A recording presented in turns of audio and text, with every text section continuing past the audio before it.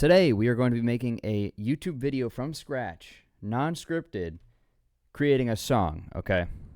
Let me say that one more time so I can get this hook down. Today, we are going to be creating a song and a YouTube video from scratch without a script, okay? I'm talking, we're allowed to cut, sure, but no script. I'm not doing this with any plan. I have no idea what I'm going to make today. So, with that being said, let's go ahead and get this underway. I want to create something. Let's pick a song and then lean into that style. I think what I'm going to do, I want to do like Post Malone style. I think we'll do something like Rockstar. Let's do Rockstar. Let's do that. That's a good vibe. Oh shit, my computer's about to die. Alright, so let's think about what sounds come to mind when we think about Rockstar here. I'm thinking like a nice kind of like soft bell. So let me pull up Serum here. They have really nice bell options. Or plucks. Maybe like a pluck, but it's like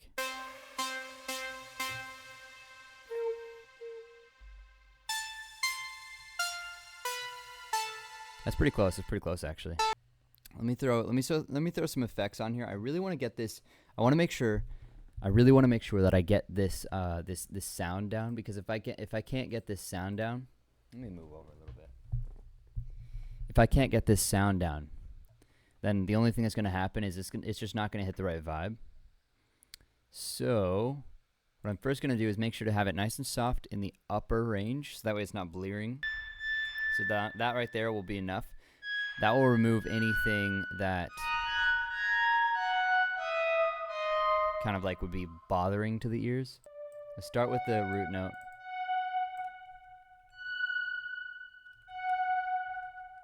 Like I said, I might have to layer this. This will be like the bass line.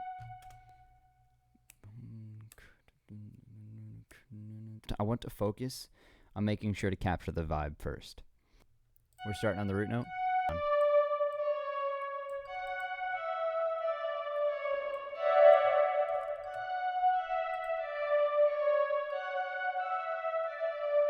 Let's turn off that metronome. We don't need that. So actually, I really like that one more, so I'm going to go ahead and put that as the first section too. Bring that up an octave, just so that way we're kind of fitting.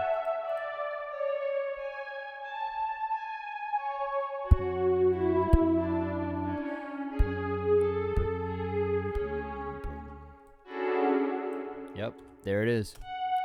Alright, let's get down to the bass line now. This right here is technically the intro. It's the first half you can see right here. This is the first half, and then the second half is the verse, the official verse, and then we're going into a chorus right here, okay? So always think about your macro and micro song layout. That's the big thing here. Why did I go down an octave? Well, I'm actually just copying and pasting what Post Malone did in a lot of ways. He just did a different, he kind of went down like a half step, I think, or something.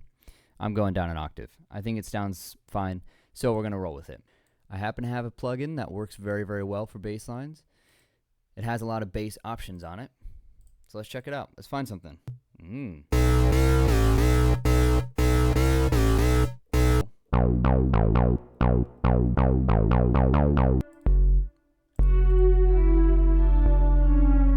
So let's start off really simple.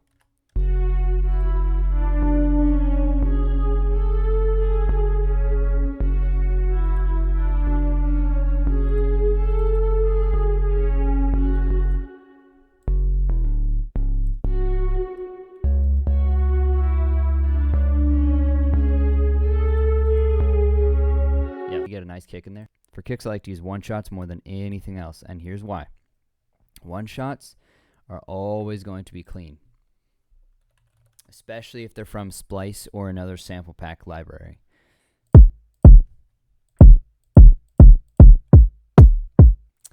And there you have it. We have our kick. Always make sure it's simple. If you're going complicated, then you're just going to end up complicating your song too early.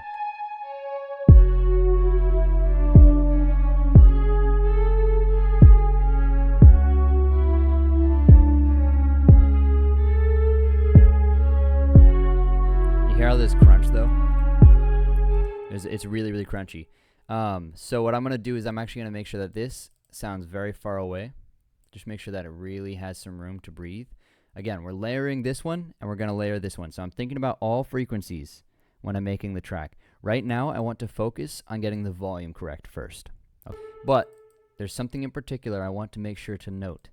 There's this little guy right here. In Ableton, it's called a glue compressor. It may be called something different in Logic or Pro or FL Studio. Glue compressors are, simply put, the protection from mixing your bass and your kick together. You can also use it in other fashions, but for now, that's all you really need to know, Duff. So you'll see what I mean. This is going to move every time the kick plays. You'll see right now, this is going into the red. So let's bring this down a little bit in volume as well.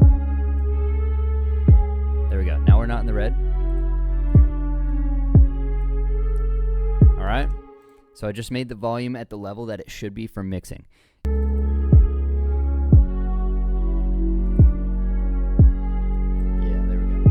Notice that even with this one, I still have this glue compressor on this bass as well as this bass. That is because this one is still hitting those lower frequencies. We don't want that. We don't want any frequencies fighting the kick. We want this kick to stand out most of the time, right? So, in order to make that happen, I want to make sure to cover up any frequencies. Basically, a glue compressor, all it does is decrease the gain. It's kind of gain reduction, actually, for every time the kick hits. All right, here's what we got. Notice how that makes it kind of a lot stronger, like weaker. Okay, so you'll notice that even just a little bit of a difference makes a big impact over the top.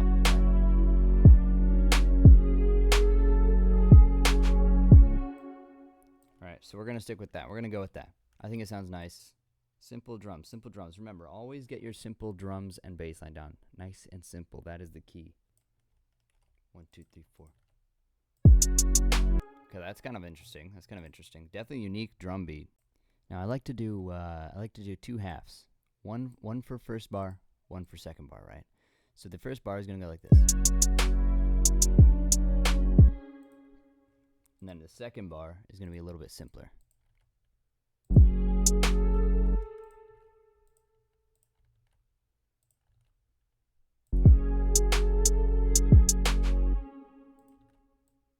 And then it repeats. And these hats are standing out a lot more, right? They're even louder than the snare if you listen closely.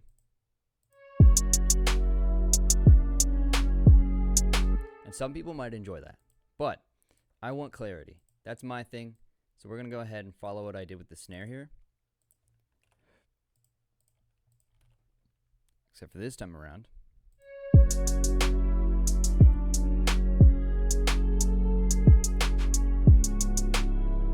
You gotta fill in some space. So let's go ahead and throw a delay in here.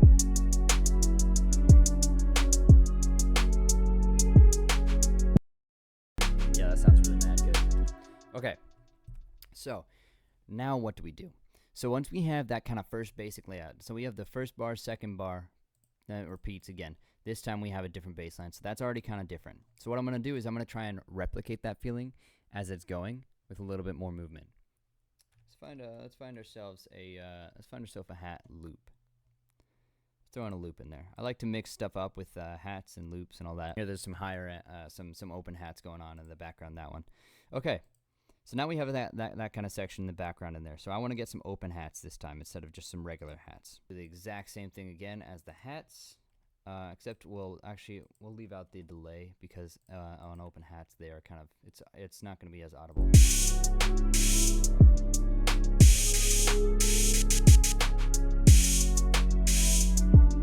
Remember, we're just making an outline. People are always pissy about, using samples or getting all angry about it, but it's really, the reality is that you need to make make music as easy as possible to create, and then you won't have this writer's block anymore. So now we got kind of an outline. I think that sounds a little better.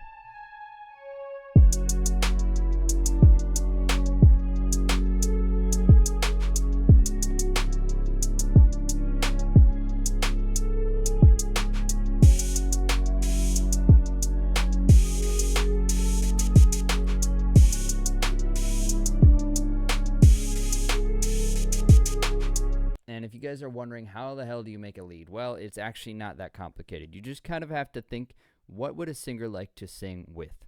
That's really what I like to think about. I like to make sure that my leads are not too heavy, because if they're too heavy, it's going to be really hard to stick vocals over it. Now, this depends on your genre and what style you're going for. So you can really look at genres for reference. You know, something like trap is going to have fewer actual melodies. It's going to have more repetition with the actual background noise. So that way the singers have more room. Why? Well, because rapping and faster speaking and more words means more thinking. And so the listeners have to think more about the actual words they're listening to, which means that they also have to focus on a lot more going on. And so if you put a bunch of melodies in the background, people aren't going to be able to listen to that very much, right? Now, if you don't have vocals, but you're making trap music, okay, you can throw in more melodies, and it'll actually sound really nice. However, just understand, usually you want to think about vocals or not vocals, and that's where you can base your stuff from, and then genre or a different style. Obviously, we're making something in trap music, so I have a little bit of room to put in a melody, but it's going to be the only melody, and it's going to be a bit in the background. It's not going to be the forefront, okay? I want the vocals in the forefront.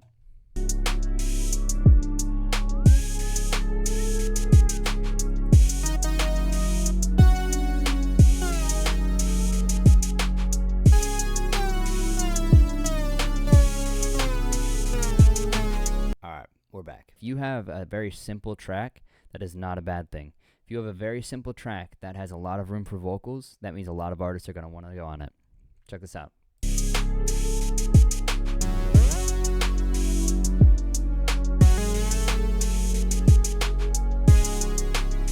Right? Super simple. Now, it might not be the lead that I was looking for, but that's definitely the melody I want. I don't mind it, but I don't think it's great. I think I could definitely fiddle with that, make it a little bit more interesting. But yeah, let's call it there for now. I will be doing more work in the future. I'll be doing things like the psychology behind arts, all sorts of stuff. So don't forget to hit that like and subscribe button. Yeah, so thank you guys so much for sticking around. I appreciate you guys for joining me today on this YouTube video, and let's finish up.